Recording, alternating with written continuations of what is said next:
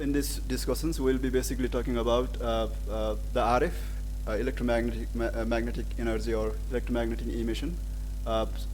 अब अलिकति अलिकति के त भन्दाखेरि अलिकति एकाडेमिक टाइपको पनि हुनेवाला छ यो है बेसिक कुराहरू त्यसपछि गएर हामी चाहिँ इलेक्ट्रोम्याग्नेटिक स्पेक्ट्रमको बारेमा कुरा गर्नेछौँ इलेक्ट्रोम्याग्नेटिक्स वेव्स टाइप्स एन्ड एप्लिकेसन्स त्यसपछि गएर योसँग सम्बन्धित वर्ल्ड वाइड तपाईँको स्ट्यान्डर्ड अर्गनाइजेसनको बारेमा अलिकति हामी चाहिँ टच गर्छौँ त्यसमा अनि त्यसपछि हामीले केही मेट्रिक्सको कुरा गर्छौँ किन भन्दाखेरि यो टपिक भनेको चाहिँ हामीले आरएफ हजार्डलाई हामीले कसरी चाहिँ मेजर गर्छौँ हैन कुन एक्सटेन्टसम्म चाहिँ आरएफ हजार्ड चाहिँ युजफुल छ अथवा कुन एउटा थ्रेसहोल्ड भन्दा माथि गइसकेपछि यो चाहिँ यसले चाहिँ हाम्रो हेल्थलाई एफेक्ट गर्छ भन्ने कुराहरू गर्छौँ मेट्रिक्सका कुराहरू गर्छौँ कन्ट्रोल एन्ड म्यानेजमेन्टका कुराहरू गर्छौँ र सेफ वर्क प्र्याक्टिसेसका कुराहरू गर्छौँ अलिकति म चाहिँ कन्टेक्स्टमा अलिकति बिल्ड गर्न चाहन्छु कस्तो हुन्छ भन्दाखेरि जस्तो अब अहिले हामी यो हलमा बसिरहेछौँ यो हलमा बस्दाखेरि मैले चाहिँ सिधै नोटिस गरेको कुरा के भने तपाईँको चाहिँ मोबाइलमा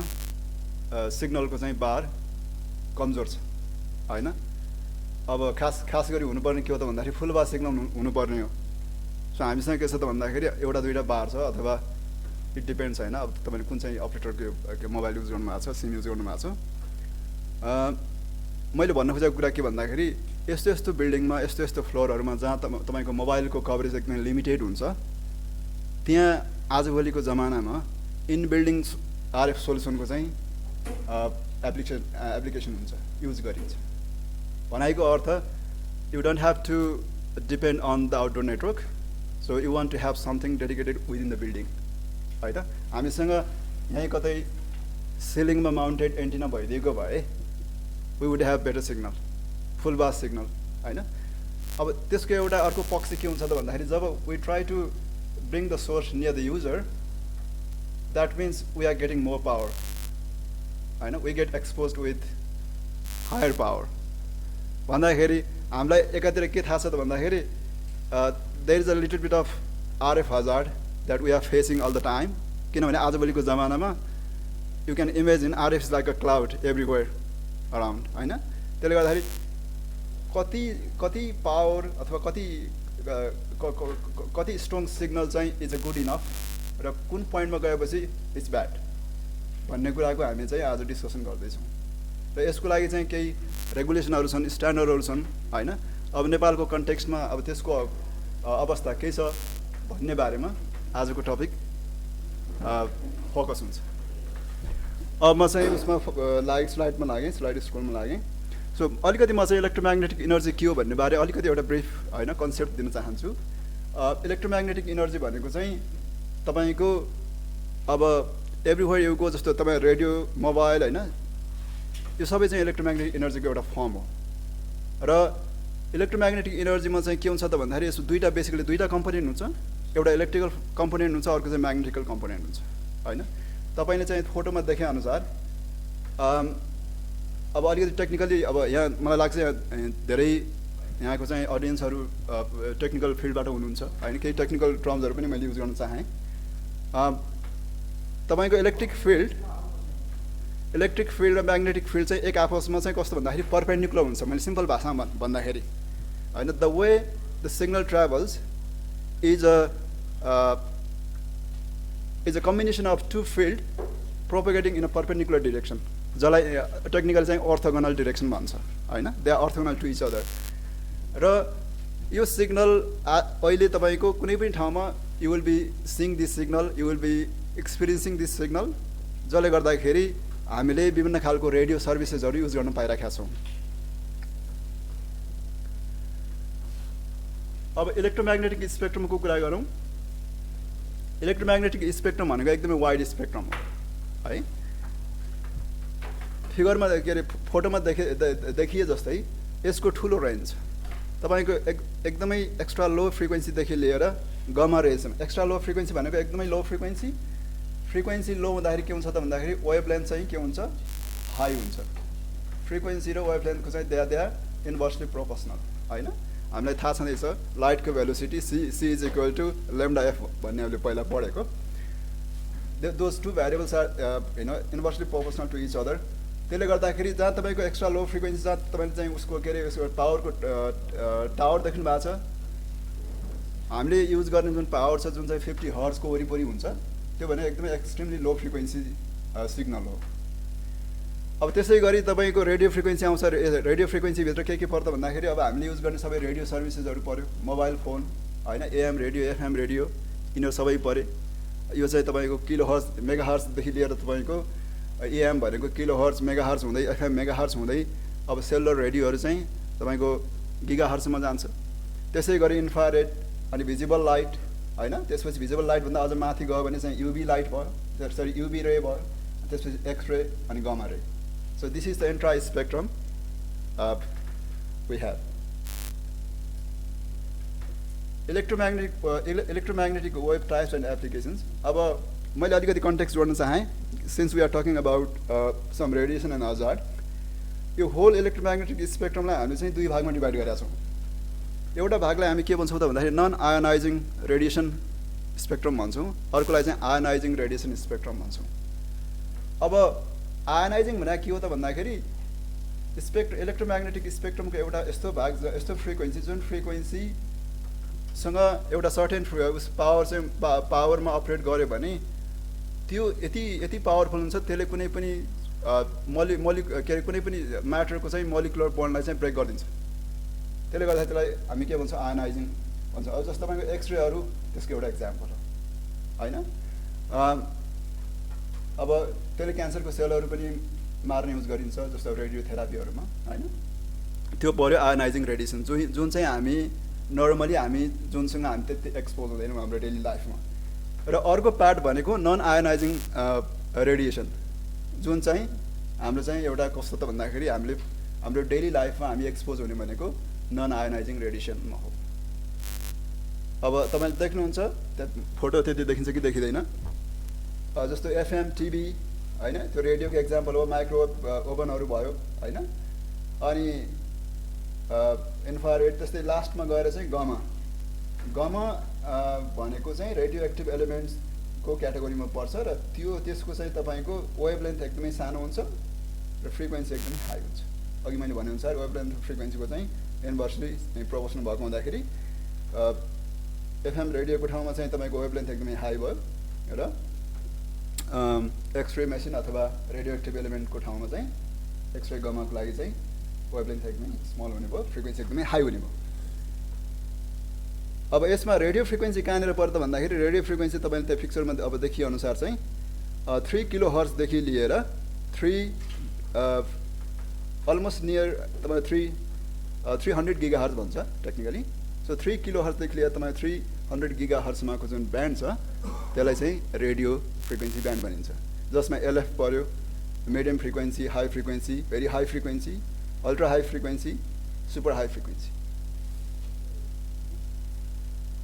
अब अलिकति मैले चाहिँ आयोनाइजिङ र नन आयोनाइजिङको बारेमा भन्न चाहेँ। अब आयोनाइजिङ भनेको के त भन्दाखेरि जसले चाहिँ मैले अघि भनेको थिएँ breakdown of molecular bonds due to the sufficiently high frequency, EMA is known as ionising radiation होइन। अब त्यस्तै गरी this effect can damage to living tissues including initiation of cancer. अनि ultraviolet X ray and gamma ray are known to cause ionising radiation. Whereas for non ionising रेडिएसनको उसमा पार्टमा it causes vibration and warming of but not breakdown of molecular bonds, extremely low frequency, radio frequency, microwave and visible light portion of the spectrum into the longer wave length ultraviolet range.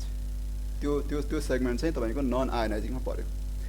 र RF EME चाहिँ तपाईँको अघि मैले भनेअनुसार 3 kilo हर्जदेखि लिएर 300 giga हर्जसम्म चाहिँ को ब्यान्डलाई चाहिँ नन आयोनाइजिङ भन्ने मानिन्छ।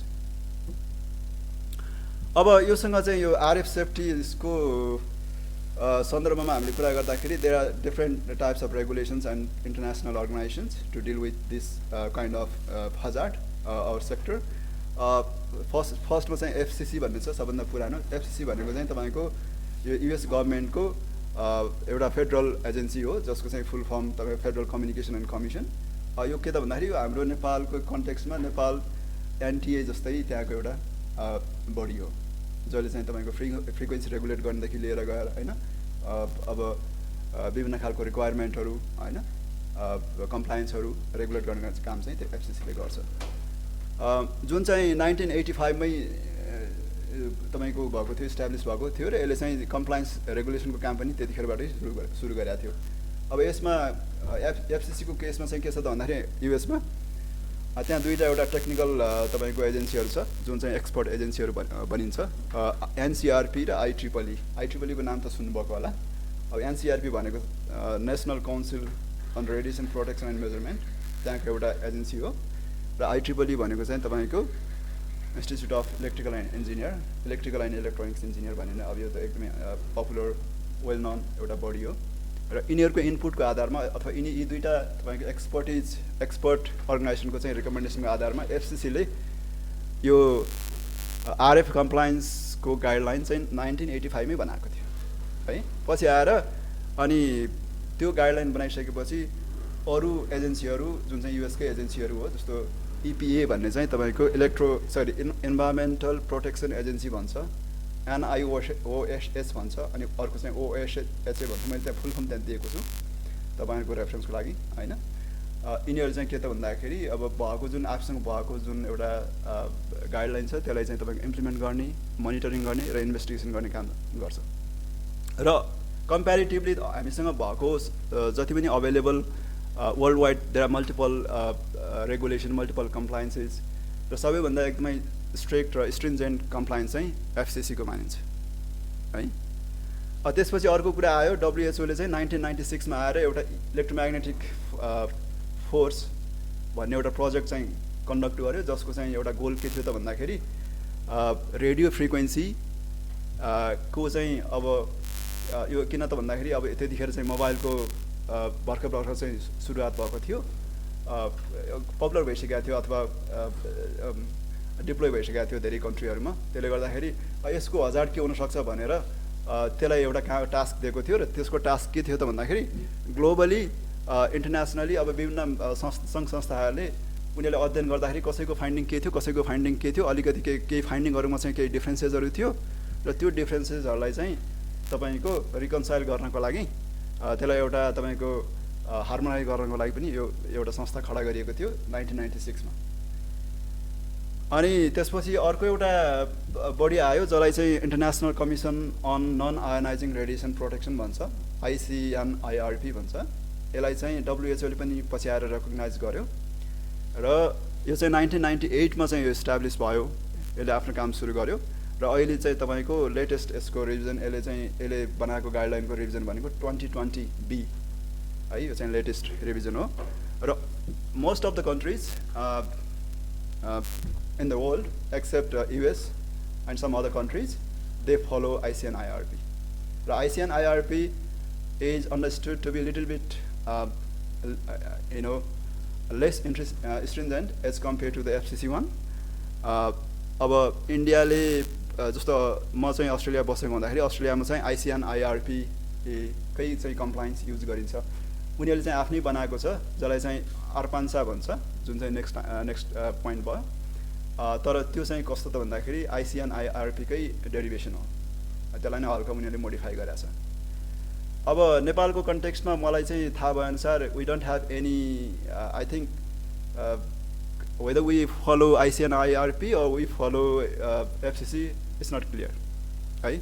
अनि केही कन्सल्टेसन पेपरहरू मैले हेरेको चाहिँ एउटा रिकमेन्डेसन के छ त भन्दाखेरि we should be following FCC because this is more stringent to make sure things are more safe for the public हैन। त्यो चाहिँ रिकमेन्डेसन छ, तर मैले फर्मली चाहिँ हामी यही नै कम्प्लायन्स यही नै स्ट्यान्डर्ड हामीले फलो गर्छौँ भन्ने कुरा मैले चाहिँ देखाएको छैन, लिटरेचरमा पनि देखिनँ, मैले खोजेको थिएँ इफ आई एम नट रङ।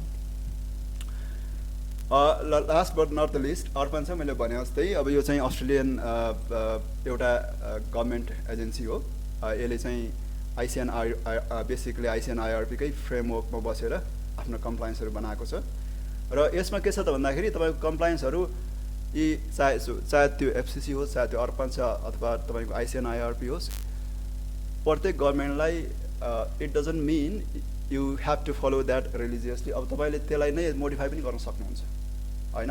हुनसक्छ जस्तो इन्डियामा केही लिमिटहरू, म त्यो लिमिटमा अहिले पछि आउँला, त्यो केही लिमिटहरू अलिकति रिल्याक्स गरेको छ। किन भन्दाखेरि एकदमै कसो भन्दा स्ट्रिक्ट हुँदाखेरि यु हेभ मेनी प्रब्लम्स किन भन्दाखेरि अब भेन्डरले बनाउने डिभाइस कुराहरू हुन्छ हैन अब अहिलेको जमानामा multi frequency multi band multi technology and multi operator हैन एउटा इन्भाइरोमेन्टमा सबै कुराहरू मिट गर्न इट्स भेरी च्यालेन्जिङ त्यसले गर्दाखेरि धेरै कन्ट्रीहरूले चाहिँ यो एक्सपोजर लिमिटको थ्रेसहोल्डलाई चाहिँ घटाएको पनि अवस्था छ है अब इलेक्ट्रोम्याग्नेटिक एनर्जीको सोर्सहरू के हुन सक्छ म ब्रिफली गएँ मैले पिक्चरमा देखाए जस्तै अब रेडियो ब्रोडकास्टिङ भयो जसमा चाहिँ एएम एफएम अडियो ब्रोडकास्टिङ टेलिभिजनहरू आयो radio communication high frequency very high frequency ultra high frequency त्यसपछि गएर मोबाइल टेलिफोनीको कुराहरू आयो base stations indoor antenna user equipment यदि जस्तो फर इक्जाम्पल हामीसँग यहाँ कतै वाइफाईको यहाँ ऊ पनि छ होला एक्सेस पोइन्ट छ होला होइन त्यसले पनि केही सिग्नलहरू पक्कै पनि ट्रान्समिट गर्छ होइन अब वाइफाईको सिग्नल भनेको रिलेटिभली एकदमै लो पावर डिभाइस हो त्यसले चाहिँ अब त्यस्तो खालको चाहिँ हाई के अरे पावर सिग्नल त इमिट गर्दैन तैपनि द्याट इज वान एक्जाम्पल अनि इन्टरनेट मोडेम राउटर भयो एक्सेस पोइन्ट भयो अनि microwave link user equipment etcetera so these are the source of RFEME अब यसमा आरएफइएमईको हामीले अलिकति इफेक्टलाई अलिकति हेर्दाखेरि के हुन्छ त भन्दाखेरि यसको इफेक्ट तपाईँको एकदमै सटल बायोलोजिकलदेखि लिएर एडभर्स हेल्थ पनि हुनसक्छ है जस्तो तपाईँ बाहिर घाममा निस्किनु भयो भने जाडो महिनामा तपाईँलाई चाहिँ एकदमै रनक्क घाम लागे पनि एकदमै तपाईँलाई न्यानो फिल हुन्छ अलिकति स्वेटिङ भए जस्तो फिल हुन्छ बट स्टिल कम्फर्टेबल होइन त्यो भनेको एउटा सटल बायोलोजिकल इफेक्ट हो है तपाईँको त्यो घामले गर्दाखेरि अलिकति तपाईँ फिजियोलोजिकल चेन्ज आइसकेको छ but that is still comfortable that's not bad अब तर एउटा एक्सटेन्टमा गएपछि त्यो बढ्दै जाँदाखेरि तपाईँलाई सनबर्न हुने होइन नाउ यु निड टु होइन अप्लाई सम मेजर्स अब सन प्रोटेक्सन क्रिम लगाउनु पर्ने त्यो भयो भने त त्यो एडभर्स हेल्थमा भयो होइन अब त्यही नै यहाँ भन्नु खोजेको खास त्यही नै हो एउटा बायोलोजिकल इफेक्ट जुन चाहिँ सटल बायोलोजिकल इफेक्ट अर्को भनेको adverse health beyond the normal physiological change similar to going out into the sun without proper precautions for example dehydration and sunburn अब that is where we need to be we need to be careful of होइन कहाँ कुन पोइन्टमा गएर it changes from subtle biological to adverse health exposure to RFEME causes biological effects such as heating, electrostimulations, and the microwave heating. Microwave hearing. त्यो सबै biological effect को कुरा गरेँ मैले.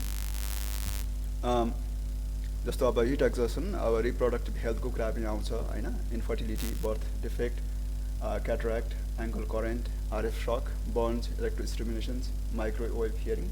So these are the some effect.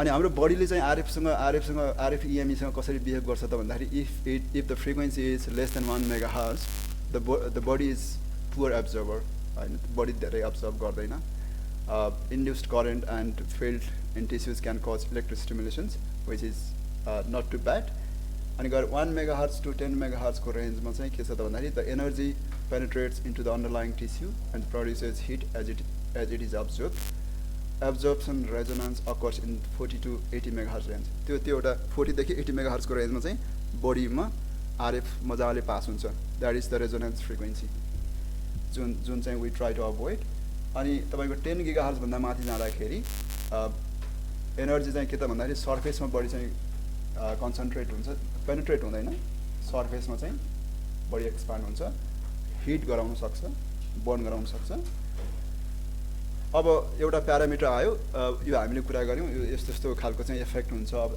How to quantify this होइन how to measure this भन्ने कुरा आउँछ अब यसलाई त हामीले कन्ट्रोल गर्नको लागि कुनै एउटा यसलाई चाहिँ हामीले मेट्रिक त युज गर्नु पऱ्यो so we have a metrics called SAR SAR यसलाई भन्छ स्पेसिफिक अब्जर्प्सन रेट है यो प्यारामिटर चाहिँ कस्तो छ भन्दाखेरि अलिकति भेग छ यसलाई हामीले यो प्यारामिटरलाई सिधै हामीले चाहिँ डिजाइनहरूमा अथवा चाहिँ एनालिसिस गर्दाखेरि अलिकति यो प्यारामिटर भेग भएको हुँदाखेरि we are trying so in the industry what is being done is they try to interpret this parameter in terms of simpler parameter त्यो जुन चाहिँ हामीलाई इलेक्ट्रिक फिल्ड म्याग्नेटिक फिल्ड जुन चाहिँ हामीले सुन्दै आएको हामीले स्टडी गर्दै आएको चाहिँ प्यारामिटरहरू यो प्यारामिटरलाई we try to understand in terms of simpler parameters which are electric field and magnetic field र बेसिकली सार भनेको के हो त भन्दाखेरि is a measure of energy absorption तपाईँको बडीले आरएफ इनर्जी कति छिटो एब्जर्ब गर्छ, कति मात्रामा एब्जर्ब गर्छ भन्ने कुराको एउटा मेजरमेन्ट हो। र यसको युनिट भनेको वाट पर किलोग्राम है। बडीको टिस्युले हैन कति वाट पावर चाहिँ एब्जर्ब गर्छ भन्ने कुराको एउटा मेजरमेन्ट भयो। इन टर्म्स अफ भनौँ न, अब जस्तो भनौँ एक्स वाट पर किलोग्राम भने जस्तै हैन। यो एउटा सानो मैले प्लट यहाँ देखाएँ साइडमा, तपाईँको फ्रिक्वेन्सी भर्सेस सार, जसमा तपाईँले हेर्नुहुन्छ 1 मेगाहर्जदेखि लिएर तपाईँको 40 मेगाहर्जसम्म, सरी 10 मेगाहर्जसम्म चाहिँ एकदमै लो छ, त्यसपछि एकदमै कर्ड चाहिँ स्टिप छ हैन।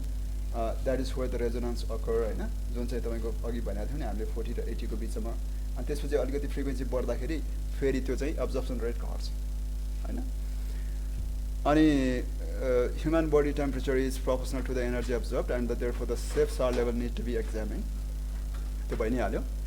अब अघि मैले भनेको थिएँ अर्पन्सा आरपिएस 3 एक्सपोजर लिमिट। अब यसमा के छ, यो अघि नै भने मैले यो अस्ट्रेलियन एउटा एक्सपोजर के भन्छ रेगुलेसन हो, कम्प्लायन्स हो। अर्पन्साले चाहिँ पहिला चाहिँ आरपिएस 3 भन्ने बनाएको थियो, मैले यहाँ अलिकति म यसलाई अपडेट गर्न बिर्सेँ। अहिले चाहिँ आरपिएस 1 भन्ने आएको छ। 2021 मा चाहिँ आएको चाहिँ एउटा गाइडलाइन अनुसार आरपिएस 1 ले आरपिएस 3 लाई चाहिँ सुपरसिड गरिसकेको छ। र it talks about some basic restrictions, जस्तो अब it categorises different types of exposures such as occupational, general public, also known as non occupational. तपाईँको अब त्यही फिल्डमै आरएफ फिल्डमै काम गर्ने, टेलिकममै काम गर्ने साथीहरूको लागि एउटा तपाईँको लिमिट अप्लाई हुन्छ भने जनरल पब्लिकलाई चाहिँ अर्कै लिमिट अप्लाई। कारण के त भन्दाखेरि if you are a technician you already know you know how to deal with this kind of environment हैन। तपाईँले अलरेडी चाहिँ प्रोटेक्सन मेकानिजम अथवा पिपिईहरू युज गर्न सक्नुहुन्छ। त्यसले गर्दाखेरि त्यसको लिमिट र पब्लिकहरूको लागि चाहिँ डिफाइन गरेको लिमिट चाहिँ फरक छ। General public limit levels are lower than the corresponding occupational limit levels on the basis that individual member of the general public are unaware of their exposure to RF-EME. Obvious, may be continually exposed and cannot be reasonably expected to take precautions to minimize or avoid exposures. Our occupational category भनेको चाहिँ RF worker properly trained to understand and manage hazard presented by exposures to RF-EME. जुन चाहिँ कुरा obvious हैन, किनभने technical मान्छेलाई थाहा हुन्छ there are certain things, precursors in place जसले गर्दाखेरि they can be more safe even in the RF environment. साल लिमिटको कुरा गरेँ, यसमा के छ त भन्दाखेरि एउटा भिजुअल जस्ट रिप्रेजेन्टेसन 0.4 भनेको चाहिँ तपाईको सारको एउटा भ्यालु जुन चाहिँ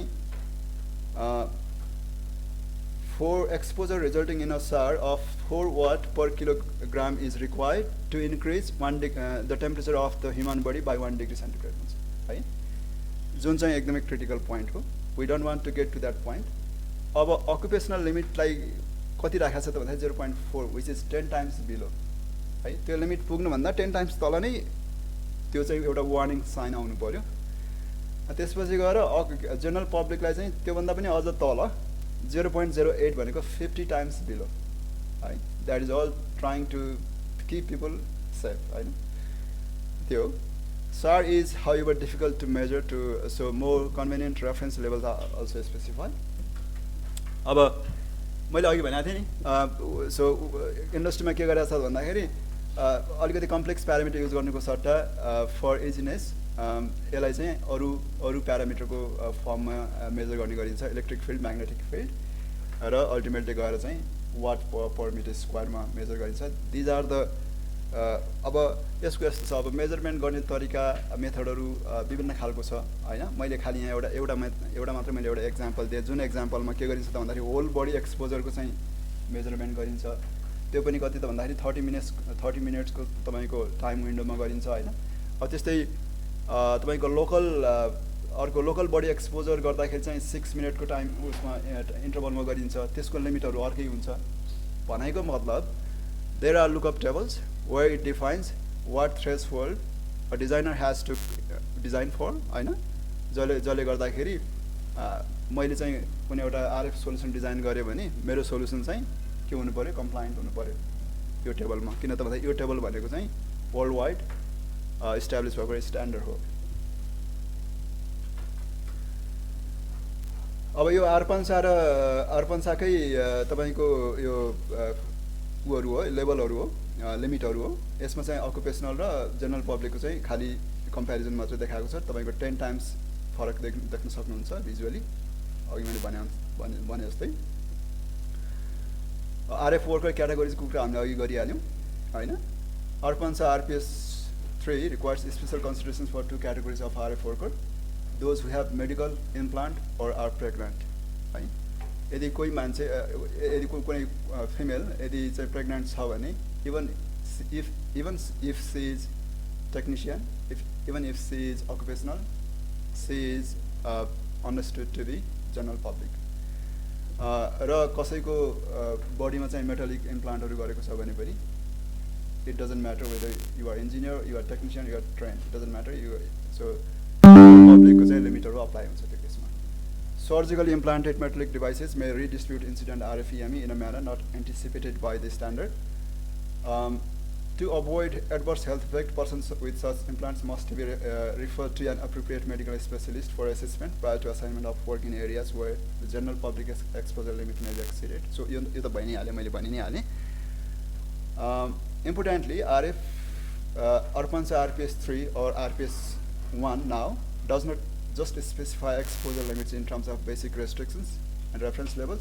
It also talks about some hazard management requirements. जुन चाहिँ म चाहिँ अर्को अब आउने स्लाइडमा कभर गर्दैछु। आरएफ एक्सपोजर कन्ट्रोल प्रायोरिटाइजेसनमा हामीले चाहिँ सबभन्दा पहिला के छ त भन्दाखेरि यो कुन कुन स्टेप हामीले लिन सक्छौँ भन्ने कुरा छ। सबभन्दा पहिलो स्टेप त हामीले लिनुपर्ने त के छ भन्दाखेरि elimination. If we can eliminate the problem that is the best option हैन। डु नट फर एक्जाम्पल हाम्रो आरएफ चाहिँ अब साइटको कन्टेक्स्टमा एन्टिनाको नजिक गएर उभिनु भएन है। Try to avoid the antenna तपाईँको एकदमै टाउको माथि अथवा right in front of you छ भने you try to avoid that. अब मैले तपाईँलाई स्केयर गर्न खोजेको होइन, अब जस्तो अब इनबिल्डिङ एन्टिनाहरू नजिकै हुन्छ, तर त्यसले चाहिँ हामीले के बुझ्नुपर्छ त भन्दाखेरि दे सुड बी कम्प्लायन्ट। किन डिजाइन गर्दाखेरि कहीँ न कहीँ कम्प्लायन्सको चाहिँ चेक भएको छ भन्ने कुरा हामीले बुझ्नु पऱ्यो। So we don't need to be scared of. यदि if elimination is not possible के हुनु पऱ्यो, सब्स्टिट्युसन हुनु पऱ्यो होइन। यदि कुनै एउटा गियर छ अथवा कुनै एउटा डिभाइस छ जुन चाहिँ डिभाइस तपाईँको हजार्डियस छ भने त्यसलाई हामीले चाहिँ चेन्ज गर्नु पऱ्यो, सब्स्टिट्युट गर्नु पऱ्यो हैन। अथवा पावर डाउन गर्नु पऱ्यो एन्टिनाको कन्टेक्स्टमा कुरा गर्दाखेरि। त्यसपछि गएर इन्जिनियरिङ कन्ट्रोल लगाउन सकिन्छ। त्यसपछिको विकल्प भनेको अब फेन्सेसहरू लगाउन सकिन्छ, मान्छेहरूको एक्सेस हुनु भएन हैन। ब्यारियरहरू लगाउनु पऱ्यो, एन्टी क्लाइम डिभाइसेसहरू हुनु पऱ्यो। मान्छे टावरमा घरको माथि टावर छ हैन, त्यहाँ के रहेछ भनेर कोही मान्छे चाहिँ जान सक्छ हैन, थाहा नहुन सक्छ, अब यसको हजार्डको बारेमा चाहिँ अवेरनेस नहुन सक्छ। त्यसले गर्दाखेरि त्यस्तो ठाउँमा के गर्नु पर्छ भन्दाखेरि एन्टी क्लाइम डिभाइसेसहरू युज गर्नु पऱ्यो, फेन्सेसहरू युज गर्नु पऱ्यो, ब्यारियरहरू युज गर्नु पऱ्यो। अनि त्यसपछिको कन्ट्रोल भनेको चाहिँ तपाईँको एडमिनिस्ट्रेसन, केही एडमिन कन्ट्रोलहरू पनि हुनु पऱ्यो। जस्तो फर एक्जाम्पल वार्निङ साइनहरू हुनु पऱ्यो, स्विम्सहरू हुनु पऱ्यो।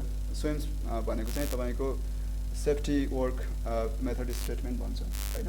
कुनै पनि काम गर्न साइटमा जानुभन्दा अगाडि पहिले नै एउटा वर्कसप गरेर के चाहिँ रिस्कहरू हुनसक्छ, त्यस्तो रिस्कहरू आएको केसमा त्यो रिस्कलाई मिनिमाइज गर्न हामीसँग के खालको स्ट्राटेजी छ, डुज के हो डन्ट के हो भन्ने कुरा पहिले नै हामीले चाहिँ एउटा ब्रेन स्टर्मिङ गरेर एउटा डकुमेन्ट बनाउनुपर्छ। अनि मात्रै हामी चाहिँ साइट जान सक्छौँ।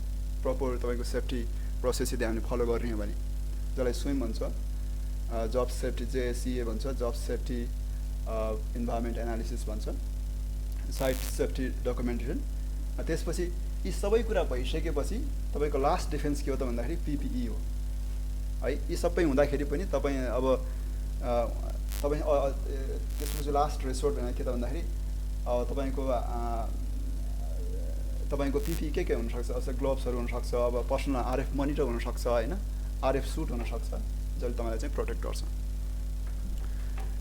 हाजार्ड आइडेन्टिफिकेसन चाहिँ कस्तो कस्तो तरिकाले गर्न सकिन्छ त भन्दाखेरि तपाईँ ट्रान्समिट पावर चेक गरेर डिजाइनरले डिजाइन गर्ने बेलामा अब आरएफको साथीहरूले बुझ्न सक्नुहुन्छ लिङ्क बजेट भन्ने हुन्छ कि है। तपाईँको तपाईको मोबाइलले अथवा तपाईको युजर इक्विपमेन्टले कति स्ट्रङ सिग्नल रिसिभ गर्छ अथवा ट्रान्समिट गर्छ भन्ने कुराको अकाउन्टिङ गर्ने एउटा सानो एउटा क्याल्कुलेसन हुन्छ जसलाई हामी लिङ्क बजेट भन्छौँ।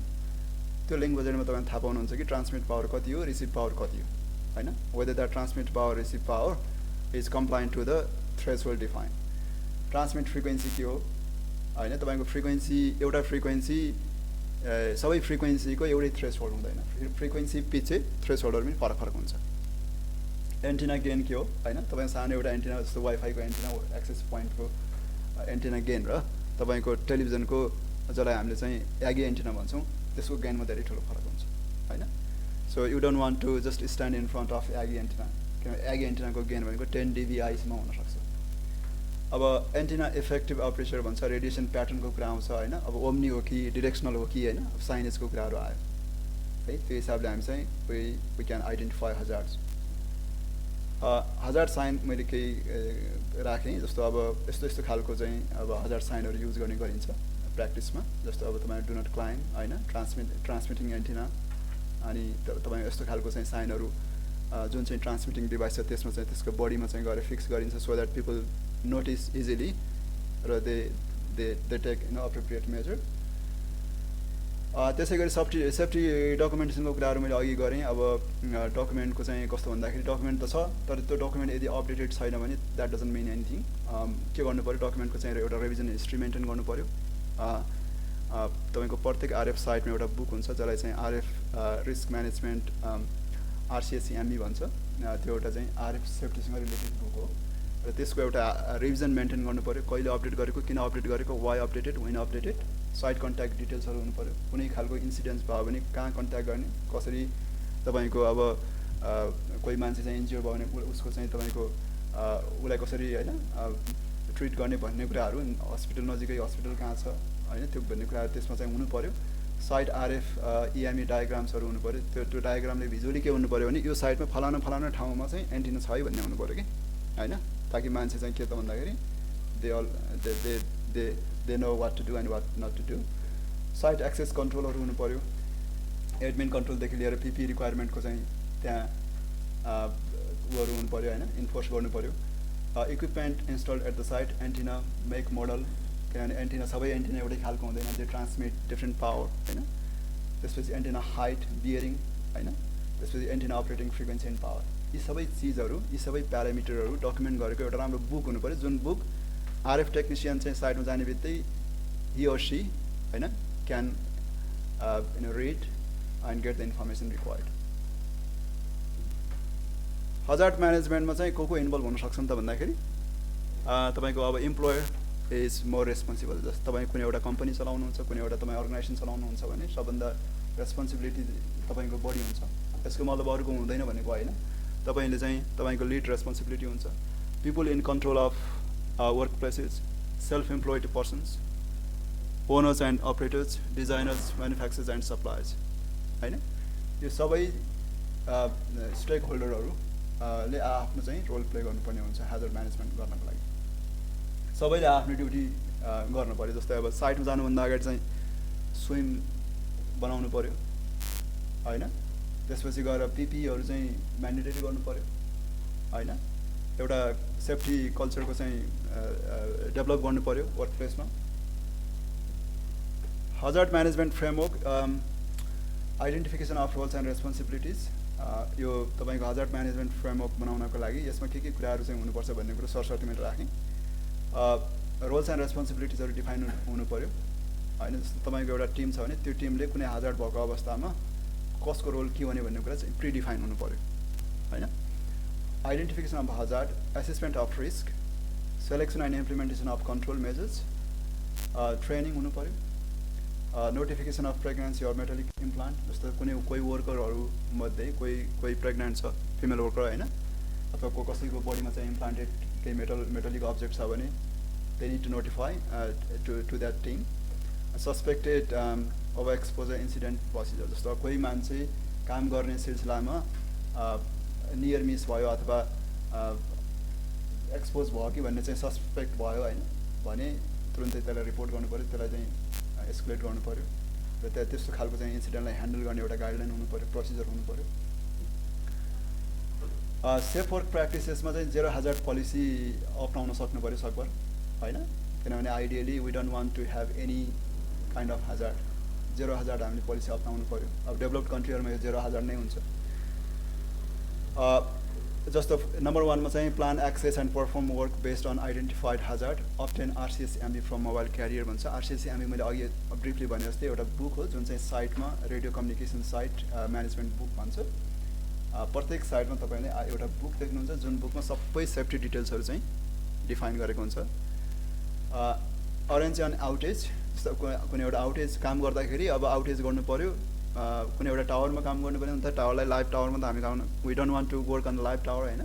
त्यस्तो अवस्थामा आउटेज अरेन्ज गर्नु पऱ्यो। जस्तो अब हामी चाहिँ नेपाल टेलिकमको टावरमा काम गर्नु छ भन्दाखेरि अब एज अ कन्ट्र्याक्टर हामीले we need to make sure the signal is off, the transmitter is off होइन, prior to getting to the site where the work is required in areas identified as exceeding this occupational exposed limit red zone.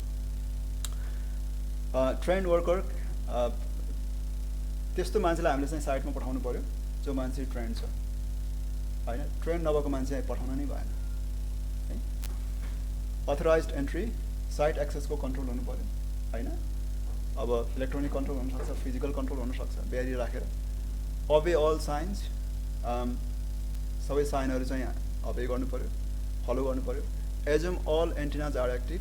Even तपाईँलाई थाहा छ अब हुनसक्छ अब तपाईँ बाटोमा कुनै एउटा तार खसेको देख्नुभयो भने तपाईँले के सोच्नुहुन्छ, त्यो तारमा चाहिँ करेन्ट फ्लो भएर आउनसक्छ भन्ने सोच्नुहुन्छ नि होइन, बिफोर टचिङ इट। त्यही नै हामीले सोच्नु पऱ्यो। तपाईँ टावरमा जानुभयो, कुनै एउटा रुफमा जानुभयो भने त्यहाँ मल्टिपल एन्टिना हुनसक्छ। हुनसक्छ अब तपाईँलाई लाग्नसक्छ अब साइटको सबै पर्मिसन लिइसकेको छ, यसको अर्थ सबै साइट तपाईँको डाउन छ अथवा कुनै पनि ट्रान्समिटर अन छैन भन्ने लाग्नसक्छ। तर बी कन्जर्भेटिभ होइन, यदि तपाईँ त्यस्तो खालमा उसमा काम गर्नुहुन्छ भने बी कन्जर्भेटिभ र assume all antennas are active, double check. Maximise distance from the hazard, हजार्डबाट चाहिँ जहिले पनि ट्राई टु बी फार है, हजार्डको वरिपरि सकभर नजाने होइन। Minimize working time near the, अब तपाईँ हजार्डको वरिपरि जानै पर्ने छ, त्यो कामै त्यस्तो खालको नेचर छ भने के त भन्दाखेरि you try to minimize the time, working time. तपाईँ जस्तो अब 5 मिनटमा काम गर्नुहोस्, फेरि ब्रेक लिनुहोस्, फेरि अर्को 5 मिनट पाउनुहोस्, त्यसरी पनि तपाईँले चाहिँ यसलाई मिनिमाइज गर्न सक्नुहुन्छ हजुरलाई। अब केही गरी चाहिँ तपाईँ if you get expose to RF exposure, त्यस्तो खालको इन्सिडेन्टलाई कसरी म्यानेज गर्ने भन्ने कुरा, जस्तो फर्स्ट एडको कुराहरू आयो होइन।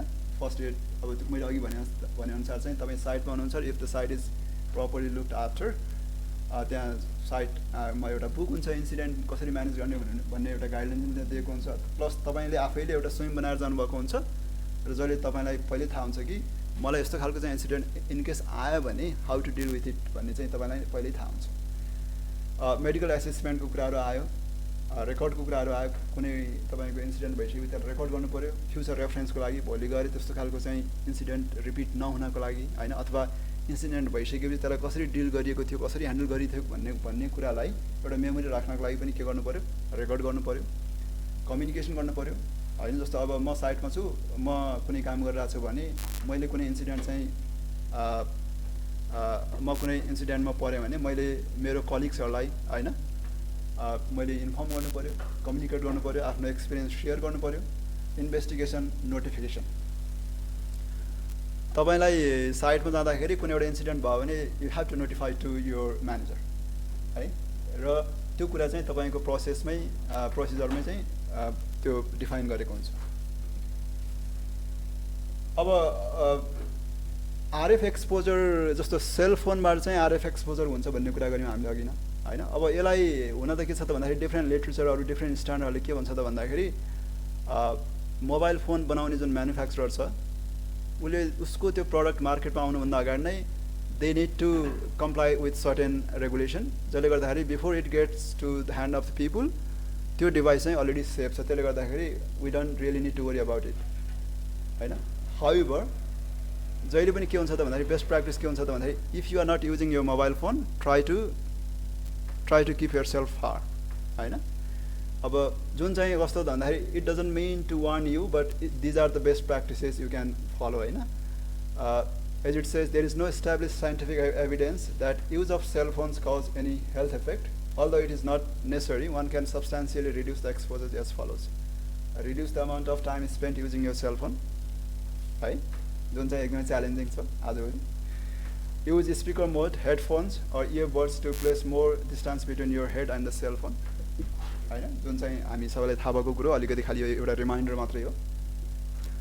Avoid making calls when the signal is weak, as this causes cell phone to boost RF transmission power. अलिकति मैले यसमा जोड्न खोजेँ. यो अब सबैलाई थाहा नहुन सक्छ. जुन ठाउँमा तपाईको मोबाइलको सिग्नल कमजोर छ नि, त्यो ठाउँमा के हुन्छ त भन्दाखेरि मोबाइलले सिग्नल बढी ट्रान्समिट गर्छ. तपाईले मोबाइलमा देख्ने सिग्नल भनेको नम्बर अफ बार भनेको के हो? It's a measure of the strength of the signal you are receiving from your nearby tower. हैन, यदि तपाईको टावर चाहिँ अलि डाँडा पारी छ भने त you are not getting good enough signal.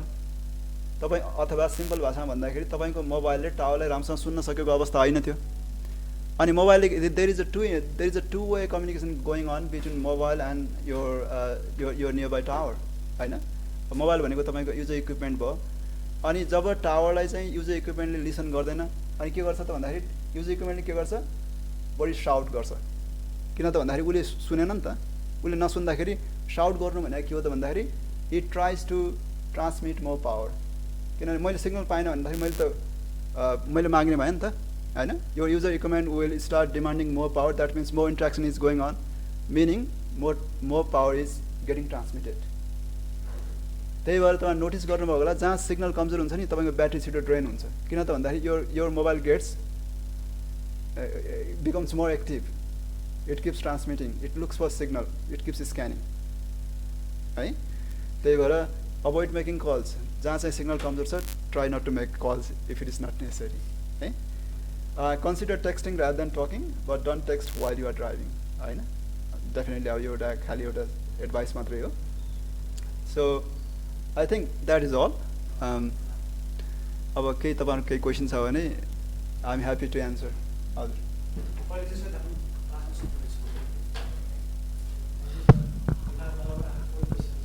हजुर. Hello. Okay, thank you, sir. I think many of the topics have been already discussed by you, but okay, I don't know is this a rumor or truth, but from the most of the reports or the researchers have told us that while sleeping we need to keep the electronic devices or radio devices away from us, or probably we should switch off them while sleeping. So in my opinion, is there any difference between the radio transmission during the daytime, or are these irrespective of the daytime or night time? So is this a rumor or is this the truth? So I will continue my other questions after this question's answer. Thank you for the questions. अब त्यो के मैले अघि पनि अलिकति भने हैन, अब यो डे टाइम र नाइट टाइममा चाहिँ तपाईको पावरको लेभल एक हुने, नाइट टाइममा अर्को हुने भन्ने कुरा टेक्निकली केही फरक त हुन्छ हैन, तर तपाईको यो लेभलमा फरक हुँदैन कि ताकि तपाईलाई त्यसले एफेक्ट गरोस् है. एउटा रेडियोमा के छ त भन्दाखेरि एउटा ब्रिदिङ, सेल्फ ब्रिदिङ भन्ने एउटा टर्म छ के है. सेल्फ ब्रिदिङ भनेको के हो त भन्दाखेरि यदि तपाईको टावर वरिपरिको पपुलेसन अथवा युजर्स जसलाई हामीले लोड भनौँ, यदि लोड बढी छ भने तपाईको सिग्नलको कभरेज चाहिँ घट्छ के. When you have more load you have lace radius है टु कभर, एन्ड भाइस वर्सा. जब तपाईको नम्बर अफ युजर्स लेस छ त्यही टावरले चाहिँ ठुलो एरिया चाहिँ कभर गर्न सक्छ हैन. त्यो हिसाबले चाहिँ पावर अलिअलि फरक नै पर्छ, but not to that extent you get affected because of that है. र यसमा भनेको कुराहरू जुन मैले लास्ट स्लाइडमा भने नि, त्यो कुराहरू खालि के त एडभाइस मात्रै हो. त्यसले it doesn't mean it will have effect. किन त भन्दाखेरि त्यो कुरालाई चाहिँ तपाईँको सबै स्ट्यान्डर्डहरूले चाहिँ मानेकै छ. अब खालि यो it's better to do this भन्ने कुरा मात्रै, इट्स नाइस टु हेभ भन्ने कुरा मात्रै, not must to have. Okay, thank you, sir. And my second question is regarding the specific absorption rate. So since few days I have been reading some documentaries regarding the specific absorption rate and CPEs. So I had a confusion in the term like many of the SAR limit according to FCC and other institutions, the limit is divided in terms of tissue. So what does it actually mean? So for example, as per European standards, SAR absorption limit is 2.0 watt per kg in 10 gram of tissue. So what does it actually mean? त्यो भने के हो भने तपाईले जुन 2 ग्राम भन्नुभयो नि 2 ग्राम के रे पर sorry 2 watt per kg in 10 gram of tissue. 10 gram of sampling भन्नुभयो हैन दुईटा तरिका छ एउटा 1 ग्राम को छ अर्को 10 ग्राम को छ 1 ग्राम भने के हो त भन्दाखेरि तपाईले 1 ग्राम को चाहिँ टिस्युहरुलाई लगेर अनि त्यसको एभरेजिङ गरेको हो के तपाईले जस्तो तपाईले स्याम्पल गर्नुभयो एउटा स्याम्पल तपाईले 1 ग्राम को लिनुभयो हैन त्यस्तै यु टेक 100 अफ स्याम्पल्स अनि जसलाई तपाई एज अ होल मा गर्दाखेरि आउने जुन फिगर हो त्यो भनेको 1 ग्राम को फिगर भयो त्यस्तै त्यही कुरा तपाईले यदि 1 के रे 10 ग्राम लिएर गर्नुभयो भने त्यसको फिगर फरक आउने भयो त्यति मात्रै हो. Okay, thank you, sir. And I think the necessary thing to be, I think we missed, or it might not be necessary, but as per my opinion, the 5G is recent hot topic in Nepal and abroad also. So as per some reports, 5G is using high frequency bands. So as we probably know, high frequency bands are always harmful to us, because some of the reports have already shown that longer exposure to the higher frequency bands might be the real cause of cancer too, right? So recently in Nepal also, introduction of 5G in the most foremost priority according to the NTA too. So you also talked about the hazard limits and hazard management. So if it is true that 5G might have several adverse effects on human health, so what are the, as you already worked in Australia and now it's in Nepal, and Australia might be more ahead in terms of 5G advancement, so what are the hazard limits or other procedures they have adopted, and will Nepal be also able to adopt the same types of features, and is it safe to introduce 5G in Nepal? Good question. 5G को तपाईले कुरा गर्नुभयो. 5G को के छ त भन्दाखेरि एउटा गलत भाष्य भनौं न यहाँ मात्र हैन बाहिर पनि 5G, we shouldn't tie 5G with a particular frequency. 5G is a technology. It's not about frequency. You can deploy or you can deploy 5G even in 900 megahertz band, right? किन त भन्दाखेरि frequency is a carrier, हैन? You can use 4G, you can use 5G to whatever frequency you want. खाली के त भन्दा spectrum को availability के छ भन्ने कुरा मात्रै हो. तर अब प्र्याक्टिकली चाहिँ धेरै मान्छेलाई के लाग्छ भन्दाखेरि 3.5 गिगाहर्ज इज नोन फर 5G भन्ने छ, which is a कस्तो भन्दाखेरि अब रङ अन्डरस्ट्यान्डिङ है. मैले त्यहाँ करेक्सन गरेँ पहिला. अनि सेकेन्ड कुरा के त भन्दाखेरि इन टर्म्स अफ तपाईको एक्सपोजर जुन छ नि, यो तपाई यो ICN, IRP अथवा तपाईको FCC हैन, यिनीहरुको जुन एउटा फर्मुला छ, they have different level of exposures हैन. सबैलाई एउटै लिमिट चाहिँ लागू हुँदैन है. If you are talking about 3.5 gigahertz, you would have a separate threshold level to comply to. Okay? त्यो किन त भन्दाखेरि we know according जति फ्रिक्वेन्सी हायर हुँदै गयो त्यति चाहिँ एक्सपोजर बढी हुन्छ भन्नेको कारणले फर्मुला बनाउँदाखेरि नै त्यो लेभल बनाउँदाखेरि नै अलिकति मोर स्ट्रिन्जेन्ट लेभल लगाएकै छ हैन. त्यो कुराले कभर गरिहाल्यो. अनि अब तपाईले जुन 5G को कुरा गर्नुभयो, अब जस्तो यो is a frequency independent thing. In terms of ACR, a different level of ACR is proposed for 5G, which is provided by all these standard organization. र अलिकति मैले थपेँ तपाईको क्वेशनमा. अब अहिले यो ACR को अथवा यो RF एक्सपोजर को चाहिँ रेलेभेन्स अझ बढी किन छ त भन्दाखेरि we talk about 5G, we talk about 3G. Back in days, we only had 2G GSM technology थियो हैन. अब अहिले आएर हामीसँग 3G छ, 4G छ हैन. 2G almost is gone, 5G is coming up भन्दाखेरि 2G लाई 3G ले सुपरसिड त गर्यो, तर 3G is still around, 4G is still around. We are now talking about 5G. That means we are using multiple technologies, right? Now we have multiple operators, we have multiple bands, they all piping into the same antenna. That means we are getting more power than before. त्यसले गर्दाखेरि यो कुरा अझ relevant छ के.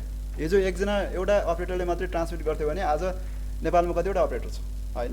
Ncell, Nepal telecom, smart telecom, चार 5वटा छ हैन.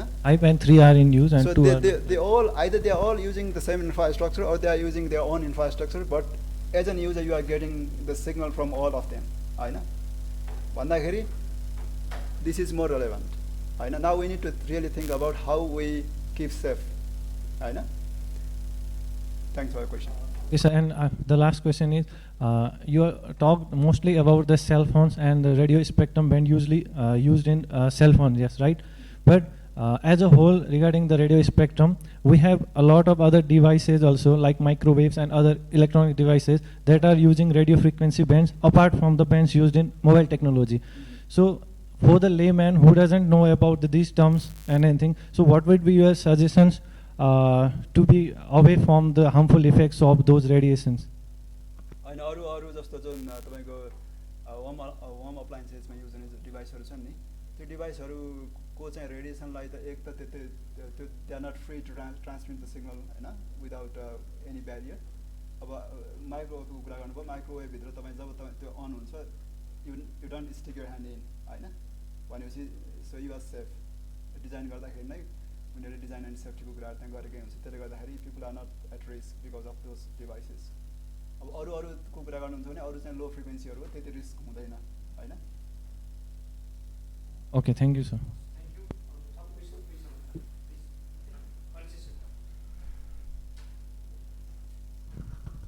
नमस्कार, म Subhash Neupane, life member NEA.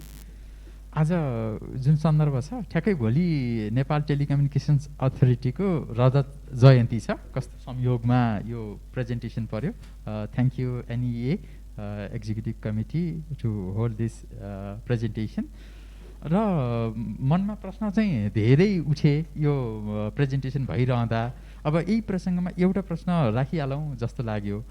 केही समय अगाडि चाहिँ टेलिकम्युनिकेसन्स अथोरिटीले पनि निकालेको केही सूचनाहरूमा चाहिँ हामीले हजार्डहरू चाहिँ कन्ट्रोल गर्ने मेजरहरू लिइराखेका हुन्छौँ. त्यही भएर अपरेटरहरूले यो टावर राख्ने विषयमा मोबाइल फोनका टावर राख्ने विषयहरूमा चाहिँ घरधनीहरू अथवा व्यक्तिगत कोही आफ्नो सम्पत्तिमा आफ्नो घरकोमा टावर राख्न अथवा अर्को आफ्नो बसाइको एरिया नजिक टावर राख्नको लागि त्यसलाई अवरोध नगरिदिनु होला भनेर रिक्वेस्ट गरेको सूचनाहरू पनि 2-4 वर्ष अगाडि पढ्न पाइन्थ्यो. 5-7 वर्ष अगाडि चाहिँ जेनरल पेपरहरूमा हेर्दाखेरि इन्डियाका केही ठाउँहरूमा इभन घरको वरिपरि एल्युमिनियमले बारेर बसेको पनि सुन्न पाइयो. अब त्यो चाहिँ पेपरहरूका कटिङहरू अहिले याद भइरहेको छ मलाई. र वास्तवमै यही प्रसङ्गमा NTA ले पछि फेरि सार्वजनिक जग्गाहरूलाई एउटा युनिफाइड रिसोर्सको रूपमा युज गरेर रिसोर्स सेयरिङको लागि छुट्टै टावरहरू बनाउने कि भन्ने परिकल्पनाका प्रस्तुतिहरू पनि देख्न सुन्न पाइयो. र त्यही विषय यी नै प्रसङ्गहरूमा रहेर भन्दाखेरि अब as a user as a layman मैले मेरो प्रपर्टी अथवा मेरो चाहिँ घर परिवार छरछिमेकको नजिक टावर राख्ने कि नराख्ने भनेर प्रश्न आयो अथवा कसैले सुझाव माग्नुभयो भने मैले सुझाव कसरी दिने होला त्यो जान्न पाए हामीलाई चाहिँ सजिलो हुन थियो. धन्यवाद. अब यो चाहिँ अब यहाँ कोही अब नेपाल टेलिकमको कोही साथीहरू भएको भए अझ राम्रो हुन्थ्यो. तर मेरो चाहिँ नेपाल टेलिकममा काम गर्ने मैले चाहिँ अवसर चाहिँ पाइनँ है. तर मेरो चाहिँ बाहिरको अनुभवले के भन्छ त भन्दाखेरि अब तपाईँ यदि तपाईँको घरको वरिपरि अथवा तपाईँको आफ्नै घरमा यदि मोबाइलको टावर बन्नेवाला छ भने तपाईँले भन्ने चाहिँ म के रिकमेन्ड गर्छु त भन्दाखेरि मोबाइल टावर बनाउँदाखेरि टावरको स्ट्रक्चरल कुरा अर्कै भयो है. हामी यहाँ आरएफको कुरामा चाहिँ फोकस भएको हुँदाखेरि तपाईँले डिजाइन हेर्न सक्नुहुन्छ. तपाईँले माग्ने चाहिँ नेपाल टेलिकमसँग अथवा होइन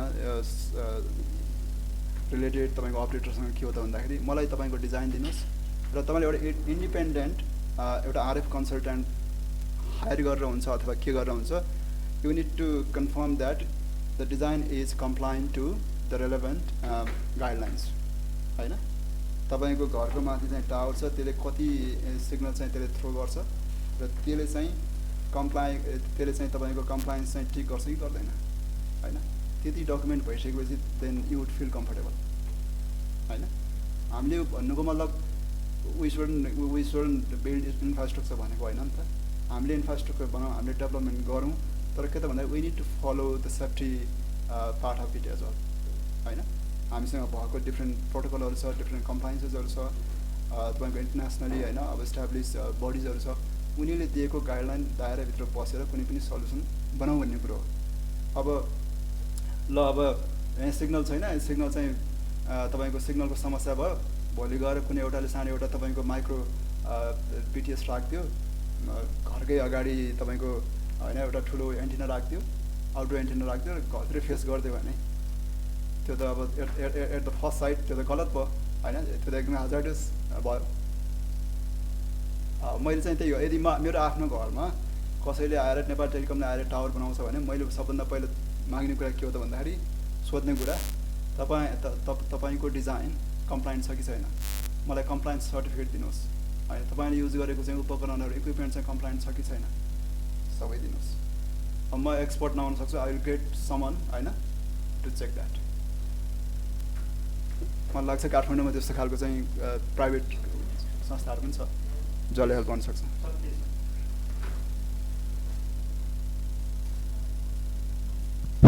नमस्ते मेरो नाम ज्ञानेन्द्र देवकोटा म पेसाले आर्किटेक्ट हो अन्त मेरो क्वेसन चाहिँ सुभाषजीले राखिसक्नु भएको छ धेरै त्यहाँ मैले त्यसलाई नै सप्लिमेन्ट्री क्वेसनको रूपमा भन्ने हात उठाएको थिएँ यो खास तपाईँले चाहिँ अलिकति केस स्टडी मैले हेर्दा त्यहाँ चाहिँ अस्ट्रेलियाको नि केस स्टडीहरू केही आउँछ भनेर सोचेको थिएँ मैले खालि त्यही उहाँकै केस स्टडीमा चाहिँ तपाईँले अस्ट्रेलियातिर त्यस्तो टावर राख्दाखेरि कुनै सोल्युसन अर्को यहाँ भइरहेको भन्दा घरमाथि राख्ने भन्दा अरू नयाँ सोल्युसन केही इक्जाम्पलहरू देख्नु भएको छ कि अब सेम हाम्रो जस्तै गरेर त्यहाँ चाहिँ घरमाथि राखिरहेको छ कि कुनै सोल्युसन छ भने त्यसमा चाहिँ किनकि एकदमै म एज अ पेसाले आर्किटेक्ट भएको भएर डाइरेक्ट बिल्डिङसँग अब धेरै कुरा बुझ्दिनँ होला र ढिलो पनि आएँ सरी त्यसको लागि र त्यो चाहिँ नि धेरै क्वेसन चाहिँ आइरहेको हुन्छ किनभने र अनि फेरि के हुन्छ भने धेरै यसो चाहिँ क्वेसन कस्तो आएछ भने बिचमा चाहिँ नि र्युमरकै होला त्यो म नबुझेर पनि र्युमर होला जस्तै तपाईँको चाहिँ नि घरमाथि बसेर त्यो घरको ओनरलाई भन्दा ठ्याक इमिडिएट छिमेकीलाई चाहिँ बढी चाहिँ असर गर्छ भन्ने खालको र्युमर पनि आउँछ क्या त्यो ओनरले त अर्को एउटा फाइदा पनि ल्याउँछ प्रफिट उसले चाहिँ नि त्यहाँ कस्ट वाइज पनि लिएको हुन्छ आफ्नो ठाउँमा छ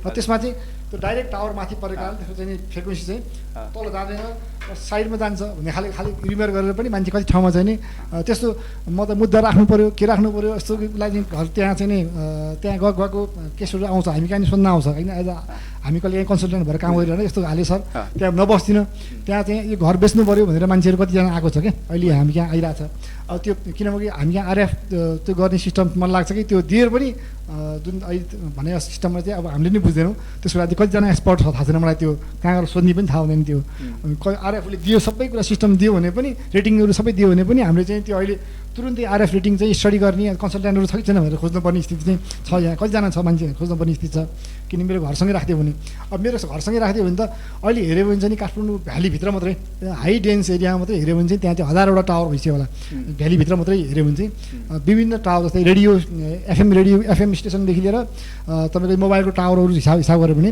टेलिभिजन टावर हेऱ्यो भने सेटेलाइट स्टेसनहरू पनि हेऱ्यो भने धेरै कुराहरू छ जस्तै अहिले चाहिँ नि टेलिभिजनहरूले राखेको आफ्नो सेटेलाइट स्टेसन पनि सानो सेटेलाइटहरू छ अरू चाहिँ मेजर चाहिँ त्यहाँबाट लिन्छ नेपाल टेलिभिजन लिन्छ ले पनि त्यो धेरै छ जस्तै त्यसपछि गएर चाहिँ यो अहिले चाहिँ नि के अरे यो विभिन्न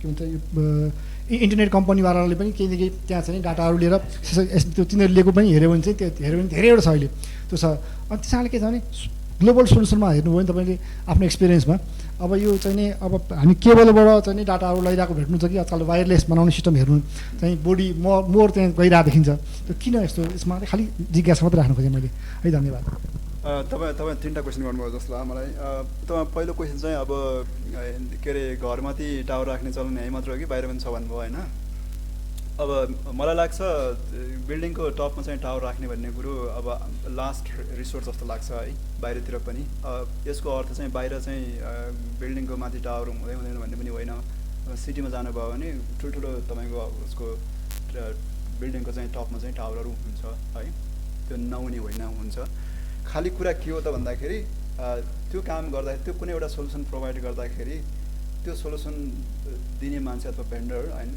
ले सबै रिक्वायरमेन्टहरू चाहिँ कम्प्लाई गर्यो कि गरेन भन्ने कुरा मात्रै हो कि होइन तपाईँ कुनै एउटा सोल्युसन एउटा इन्जिनियरिङ इन्भाइरोमेन्टमा कुनै एउटा सोल्युसन डिजाइन गरिसकेपछि एउटा टर्म छ VCRM भन्ने छ कि त्यसलाई चाहिँ भ्यालिडेसन क्रस रेफरेन्स मेट्रिक्स भन्छ होइन के कुनै पनि प्रोजेक्ट सुरु गर्नुभन्दा अगाडि त रिक्वायरमेन्ट त पक्कै हुन्छ स्पेसिफिकेसनहरू हुन्छ त्यो तपाईँले सम्पन्न गरेपछि त त्यो सबै टिक भयो कि भएन त्यो हेर्ने बित्तिकै यदि सबै ठिक भयो भने त अब हामीले टेक्नोलोजीलाई त हामीले ट्रस्ट गर्नु पऱ्यो नि त होइन।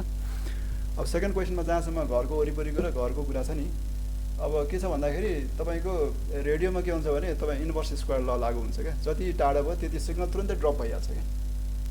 वरिपरिकोलाई चाहिँ असर गर्ने अथवा घरकोलाई असर गर्ने भन्ने कुरो तुरन्तै त्यति इजिली असर गर्दैन होइन। यदि त्यति असर गर्दो हो त त्यस्तो खालको सोल्युसन त भाइबलै हुँदैन थियो है।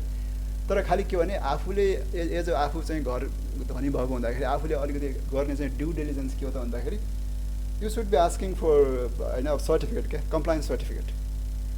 कम्प्लायन्स सर्टिफिकेट लिने र कम्प्लायन्स सर्टिफिकेट कम्प्लायन्स छ कि छैन भनेर थर्ड पार्टी कहाँ गएर त्यो सर्भिस लिने, त्यो कल्चर हामीले चाहिँ डेभलप गर्नुपर्छ क्या है। अब हाम्रोमा त के छ त भन्दाखेरि टावर राख्यो भने भाडा आउँछ होइन, इन्कम भयो भने मक्ख भएर बस्नु चल्नु छ नि त होइन। ठिकै छ टावर राख्दैमा बिग्रिने होइन, तर के त भन्दाखेरि we need to do some due diligence क्या आफूले पनि। अर्को के भन्नुभएको थियो, अर्को थर्ड क्वेसन त्यो तपाईँले अर्को जस्तो अब केबलबाट सिग्नल लिने भन्ने कुरा गर्नुभयो होइन। त्यो भने कि मैले अघि सुरुमा भनेको थिएँ डिस्ट्रिब्युटेड एन्टिना सिस्टम भनेको थिएँ। अब त्यो भने के हो त भन्दाखेरि एउटा ठुलो टावरले होइन अब तपाईँको 2-3 किलोमिटर वरिपरिको चाहिँ पपुलेसनलाई सर्भ गर्नु एउटा कुरा भयो, एउटा सोल्युसन भयो। अर्को सोल्युसन भनेको तपाईँको घरमा सानसानो एन्टिना राख्ने, लो पावर एन्टिना राख्ने होइन, त्यसलाई चाहिँ हामी डिस्ट्रिब्युटेड एन्टिना सिस्टम भन्छौँ। तर अब दुइटैको आफ्नो मेरिट छ डिमेरिट छ होइन। तर दुइटै सोल्युसन चाहिँ वर्ल्ड वाइड एक्सेप्टेड सोल्युसन हो। सबै कुरा केमा आउँछ त भन्दाखेरि कुनै पनि सोल्युसन चाहिँ बनाउँदाखेरि के हुनु पर्यो, कन्ट्रोल प्यारामिटरको दायरामा बसेर गर्नु पऱ्यो क्या, किनभने they are controls in place. हाम्रो इन्डस्ट्री भनेको म्याच्योर इन्डस्ट्री हो, कुनै अब तपाईँको हामीले बिटा टेक्नोलोजी भर्खर एकदमै र टेक्नोलोजी हामीले युज गरेर छैनौँ नि त, यो त वर्ल्ड वाइड एक्सेप्टेड टेक्नोलोजी हो। खालि के भने हामीले आफूसँग त्यो कुरा ठोक्यो भने हामीले सोध्ने कुरा के हो त भन्दाखेरि does it meet all the criteria all the compliances भन्ने कुरा हो क्या, त्यो हामीले सोध्ने कुरा हो। यदि मिट गर्छ भने होइन फिल कम्फर्टेबल विथ इट, छैन भने अब त्यसपछिको कुरा हो।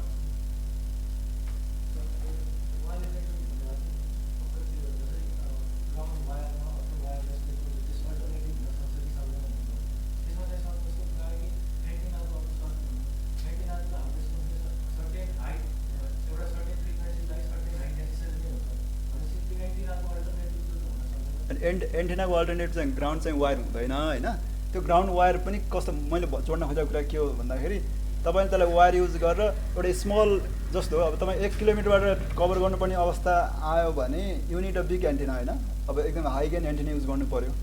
तर त्यसको सट्टा तपाईँलाई एउटा सानो घरमा सिग्नल चाहिएको छ, अरू मतलब छैन भने त तपाईँलाई त्यो ठुलो एन्टेना किन चाहिएन नि। तपाईँ चाहिँ ट्रान्समिसन फाइबरबाट गराएर घरमै गएर एउटा लो पावर एन्टेना राख्न सक्नुहुन्छ नि होइन। भन्नु बुझ्नुभयो नि कुरा, हुँदैन हुँदैन। अरू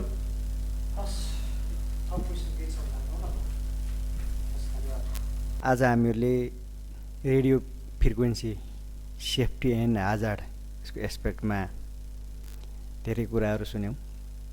अहिले हामी नेपाल फिजिकल इन्फ्रास्ट्रक्चरमा अलिक बढी छौँ, तर संसार ओल्ड डिजिटल इन्फ्रास्ट्रक्चरमा धेरै अगाडि गइसक्यो र फिजिकल इन्फ्रास्ट्रक्चरमा डिजिटल इन्फ्रास्ट्रक्चर राख्दै गर्दाखेरि यसले पार्ने सेफ्टीका कुराहरू भिन्न हाजार्डका कुराहरू समय सापेक्ष आउनुपर्छ र सायद हामीहरू यो फिल्डमा त्यति धेरै नगएर होला, धेरै कुराहरू यसमा डिस्कसनहरू हाम्रो गर्न बाँकी नै छ।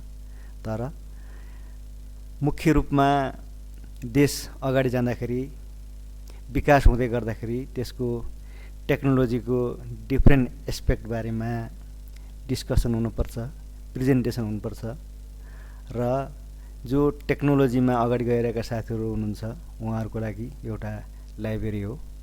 आगामी दिनमा हाम्रा धेरै साथीहरू डिजिटलले अगाडि जाँदाखेरि रेडियो फ्रिक्वेन्सी रिलेटेड धेरै टेक्निकल कुराहरू यस वेबसाइटमा बस्नेछ। साथसाथै यो स्लाइड चाहिँ नेपाल इन्जिनियर्सको वेबसाइट विकली टक प्रोग्राममा पनि राखेको हुन्छ, त्यहाँबाट हजुरले डाउनलोड पनि गर्न सक्नुहुनेछ। साथसाथै नेपाल इन्जिनियर्सको थुप्रै गतिविधिहरूको जानकारी प्राप्तका लागि नेपाल इन्जिनियर्सको फेसबुक पेज हजुर लाइक गर्न सक्नुहुनेछ।